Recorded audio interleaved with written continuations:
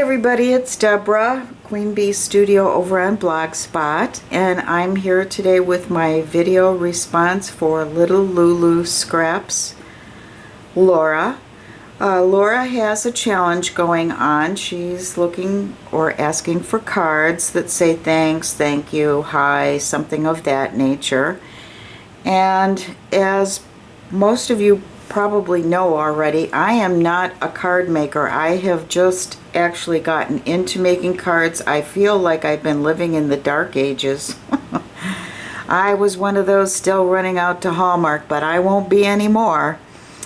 Anyway, I really loved this challenge. We were to take our inspiration from one of Laura's Pinterest boards, and mine came from the A cards that you show, which are the pretty cards. And I actually found one there that was done by Pickled Paper Designs, and that's this little bird one. And I think she had entitled it Rebirth in Spring. I went to her blog and she actually was kind enough to give instructions, so I know I can read. And what I did was I first heavily crumpled the paper that I used on the background, which is a K & Company paper. And when I got done crumpling it up and distressing the edges really heavily, I used my antique linen distress pad and distressed it pretty heavily again. And then I took it to my sewing machine, and I'm not sure if you can see, but I actually stitched very erratically all over the perimeter of the card. Then I glued the card, or the paper rather, down to the card, which I used one of these corrugated cards that came from Michael's. I was having a really hard time finding these, but you know, as they say, seek and ye shall find, and after going to several Michael's, I finally found them. Yay! And so I adhered the paper down on the background, and then I stitched, as I said. So then I applied the paper to the corrugated card. After that, I laid down some trim, which is back here. I used a little crocheted cotton trim that I had small pieces of. And I got out my Sizzix die. I actually cut the bird cage and the little bird.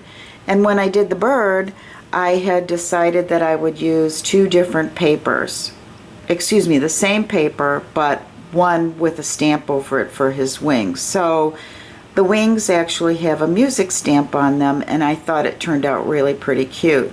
And then when I laid the birdcage down, I decided to just glue it at the top to the card and mush it up a little bit just to give it that curve in there to add a little more interest. I went to my Word program on my computer, and I took a font that I really like and made thank you at the top, and then I matted it on another piece of cream cardstock, and I put those up on pop dots.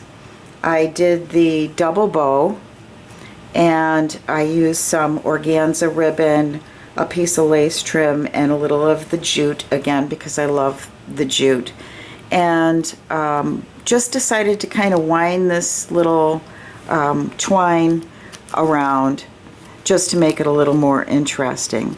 And really that's about it. I added some flat back pearls at the bottom, and I love it, and I know I'm going to make another one. Then what I thought was kind of fun was I was zooming around YouTube and found Christina Betts, who I love, had a instruction on there for how to do this dimensional box.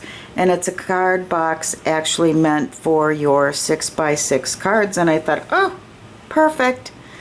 So that's what I did. I took out another one of the papers that coordinate with this, and I took my Wild Orchid Craft flowers, which I love, put those at the bottom in a cluster, tucked in some very kind of like a really light shell pink beads, just a couple of them, enough to add a little interest. took a paper doily, folded it in half, crumpled it up, and again distressed that, tucked in just a little bit of lace, and I took one of the pieces that I do on my machine embroidery. You can't tell from here, it's actually a little pink heart, and then I took another piece of lace trim for the side. I wrapped it all the way around the box so that it would be a little something on the back side. Added the Velcro, and so now it'll stick when it closes, and added just a little pearl brad that I actually snipped off the brad part so that I could just glue it down, and now that opens, and as you'll see, card fits in here perfect. In fact, there's even a little room to spare, which I think is great. So I'm going to leave the link to Christina Betts's tutorial down below. And thank you so much, Laura. I'm so glad I participated in this. I feel like I'm a card making fool these days. And to me, they're so interesting because there's so much that you can do. And they're like little works of art. So thank you, thank you. This will be headed your way. I'll PM you. Thanks, and thanks for watching, you guys.